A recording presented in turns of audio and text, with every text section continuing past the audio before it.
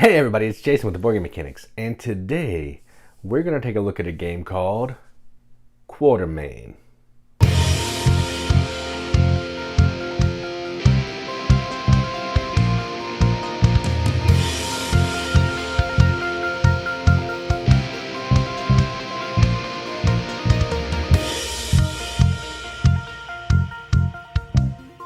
Quatermain is a new deck building game from Cobblestone Games designer Peter Schultz. Plays 2 to 4 players in about 75 minutes. I've only played it at 2, so I can't really tell if the time is correct, but it's longer because you got to get through some stacks of cards, but not going to take all day.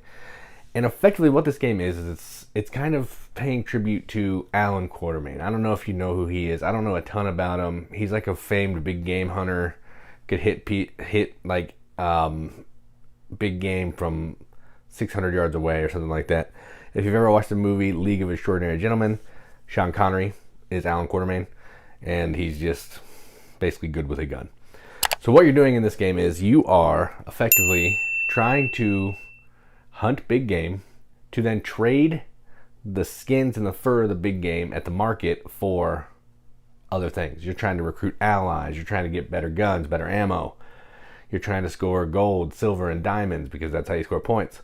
And you're also trying to get different adventure cards that are going to let you take additional actions in the game. Because in the game, you're only allowed to do one of everything unless you play additional cards. So you're trying to hunt as much as you can, trade as much as you can to ultimately score the most points. So that's enough talking about it. Let's go on the table.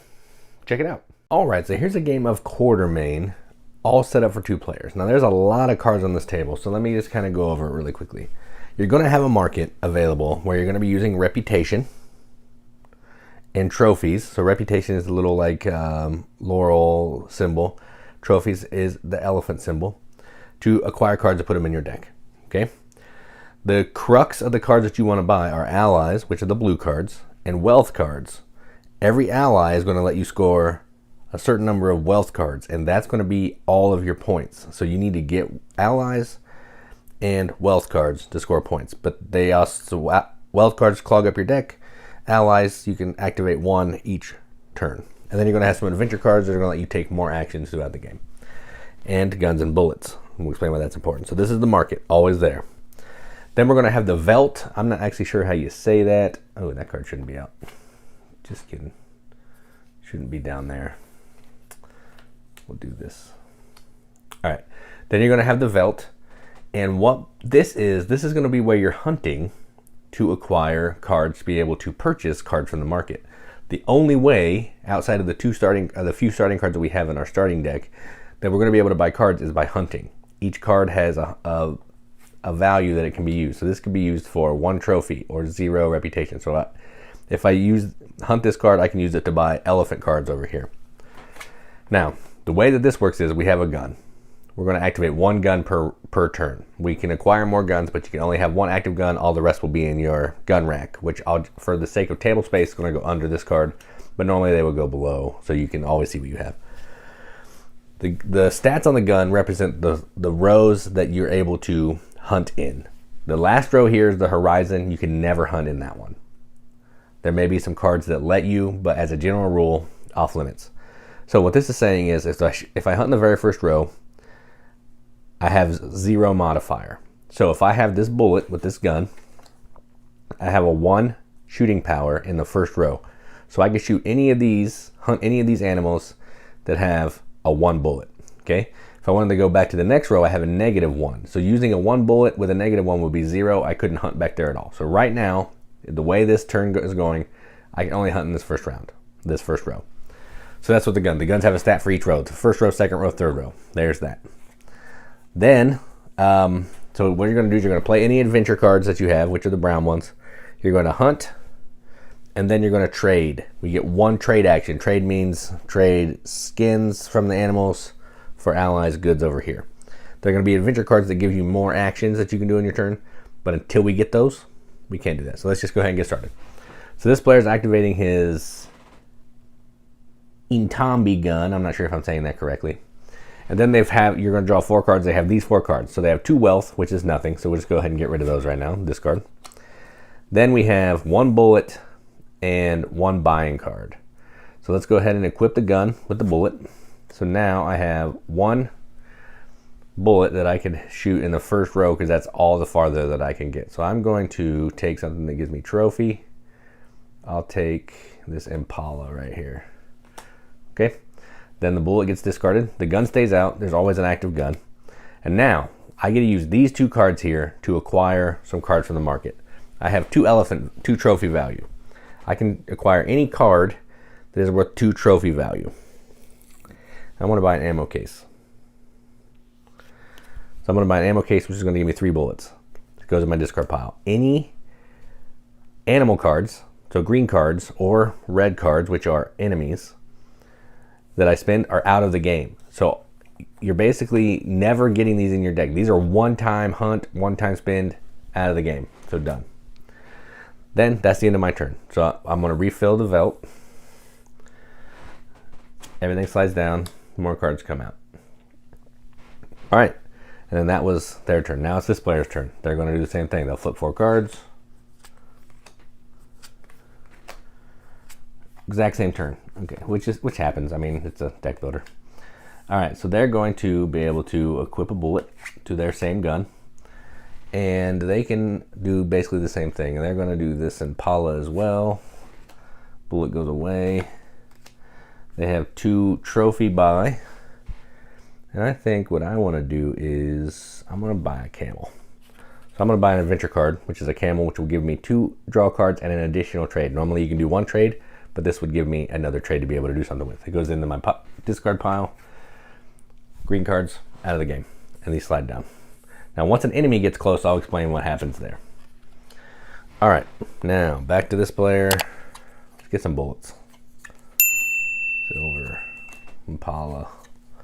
All right, so I have 2 bullets now. So let's equip the bullets. So I have 2 bullets. Wealth doesn't mean anything right now. All right, I want to have 2 bullets. Let's do, okay, I'm gonna hunt the leopard with my 2 bullets because it costs 2 bullets in the front row. Then I'm going to be able to do 1 trade action. I have 3 trophy. Let's do, man, I wish I had 4. I'm going to buy an ally because I want to show you how that works. Oh, I don't have reputation. Dang it, dang it, dang it, dang it, dang it. All right, I'll do an investment. I'm going to buy an investment card. Goes in my discard. When that comes out, I'll explain it. All right, so this slides down. New card comes in. All right, back to this player. Pile a vulture, bullet, wealth. So the wealth can be discarded. Then we have 2 bullets that we're going to equip.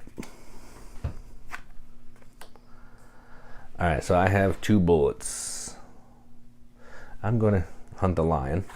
So we'll hunt the lion. Bullets go away. Now, I have 3 reputation and 1 trophy. I'm going to hire an assistant, an ally. Now, you can always have 1 ally equipped. So when I buy this, hire this, it can go directly into my ally section. And I'm going to basically get, now, this is going to do a couple things. It's going to let me score 1 of my wealth cards. So 1 of the orange cards, these cards, I can score at the end of the game. And it's going to add a bullet to my gun, which is pretty cool. So as long as this is out, I get an extra bullet. So that's awesome. So now these slide down. New card comes out. Let's do another, my last 4 cards. All right, so I got 2 bullets. And I have 2 bullets only. So let's snag this one. I'm gonna hunt the leopard. Bullets go away. So I have 2 reputation or 3 trophy. I'm gonna do a silver. I'm gonna spend 3 trophy and buy a silver. And then all these cards out of the game. All right, this slides down. Then when your deck runs out, as this player's did, you'll shuffle. And hopefully some new cards will come up and I can explain. And then I'll play through another round and then I'll kind of tell you what happens at the end. So I'll shuffle this. All right, then this player is going to flip their last 4 cards. So they have 2 bullets and 2 buy. So they have 3 bullets because they have 2 plus the ammunition.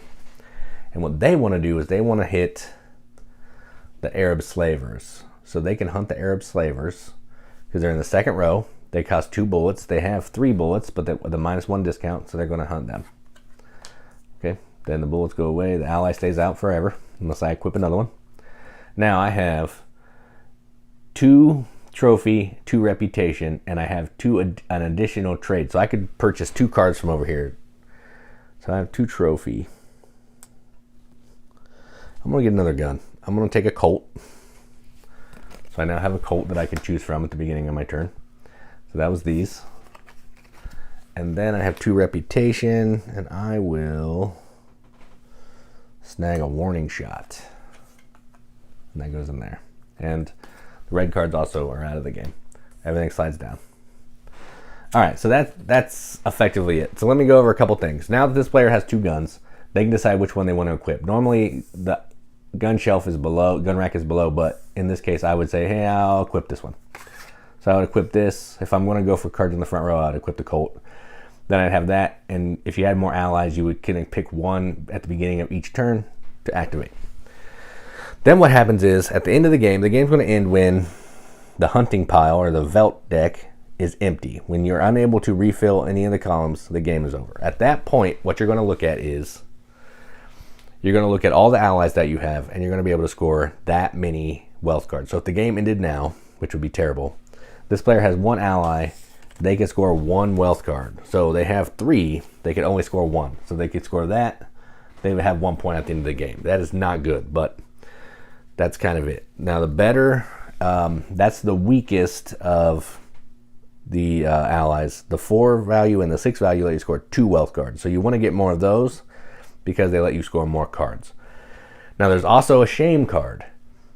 If at any point, say this was like this, if at any point there was an enemy in the front row and I didn't defeat it on my turn, I take a shame card. It goes into my deck. At the end of the game, this shame card is going to make me discard out of the game one of my allies, which is going to give me less opportunity to score points. So if you see these red cards in the front row, they need to get hunted and out of there. Bad news.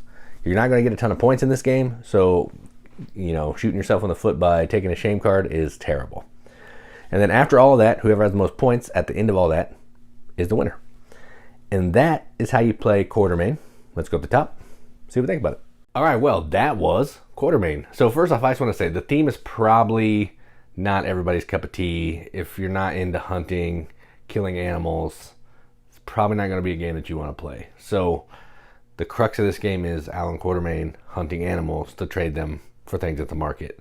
So if that's not your jam, then you should just pass this game by. But it is just a theme. It is just, it's based on the story of Alan Quatermain. So that's kind of his thing. So that's kind of why the game has this theme. But I just wanted to put that in there, that I know that the shooting of the animals is going to turn some people off, and that's completely, understandable, but I just wanted to preface that here. I should have prefaced it at the beginning, but pretty okay. So this is as you saw in the video, this is a different kind of deck builder. So normally in a deck builder, you're going to be acquiring money, acquiring cards that are going to give you a buying power to buy other cards from the market. And then they'll stay in your hand, you'll discard, they'll shuffle them, and they'll eventually show back up. In this one, you are trying to hunt the animals, you're going to use them for that turn, and then they're out of the game. So you're constantly hunting, trading, getting cards, and then those cards stay in your deck. But everything that you hunt or defend yourself against the enemies, those are all out of the game. So you're using them once to buy something, ejected into space, out of the game. So that's an interesting mechanism. I haven't played a game like this. I had a buddy that said he played something like that, but I hadn't played a game like that before, which is pretty interesting, and I liked it. Another thing I like about this is the way that it scores at the end, which I don't know how well I talked about that in the overview or during the gameplay section, but effectively every ally you have is going to allow you to score 1 or 2 wealth cards. So if I have 3 allies and they're the 2 more powerful allies, I can score 6 wealth cards. So that means the gold, the silver, and the diamonds that I have are going to be able to be scored. I can score 6 of those cards. So I want to make sure that if I have those allies, that I'm getting the best wealth cards in my hand that I can. So when I score the 6, I'm preferably scoring 6 diamonds as opposed to 6 silver. So that's interesting. You don't score for everything. You have to have allies that allow you to score. And then if you get attacked in the veldt, I don't know how to say that word, but the veldt, and some of the enemies attack you, you're going to take a shame card, and that's going to make you discard one of your allies, causing you to be able to score even less. So that's interesting. That's an interesting mechanism, and it means that you just can't ignore the enemies. You got to defend yourself because they're going to attack you on your turn if you can't take care of them. So it's a clever mechanism. Yeah, I like this game. I like deck builders. The cards that I showed you, there are a few additional cards in the box that you could put out, and they're the brown cards, the adventure cards. There were some in the box that we didn't use, but you can just play it the same way I play every time, where you can just grab whatever you want out of it and use that. I think there's like 4 or 5 more that I didn't show you or use. But it has a Dominion-esque feel on the market there, but the way you're hunting is a little bit different. So this is going to be hitting Kickstarter, I believe, in January. I'll put a link, January 2022. I'll put a link down in the, scrolling along the bottom of the video and in the description with the project when it's live. And if you want to support it, you can go check that out and back it. This is a prototype, everything that you saw. I believe the card art is final. So this is the back, I know that for sure. And this is one example of what an adventure card looks like. So I'm not sure if it's 100% final, but it looks final to me. They're nice cards, but just keep that in mind that everything you saw was prototype. I don't have a box, that's why I held up a card at the beginning, so forgive me for that. So yeah, I like this game. I would keep this in my collection if I got a final copy of it, and I would play it because it's a fun deck builder, and we like deck builders. So I'm going to give this a BGM Accept the Seal. I'm going to give this a 7 out of 10 on BGG, which is a 3.5 wrenches out of 5 on an arbitrary wrench scale. That means absolutely nothing, but we had to give it the games that we enjoy, and that's what I'm going to do. So that is Quatermain from Cobblestone Games. I'm Jason with the Board Game Mechanics, and as always, keep gaming.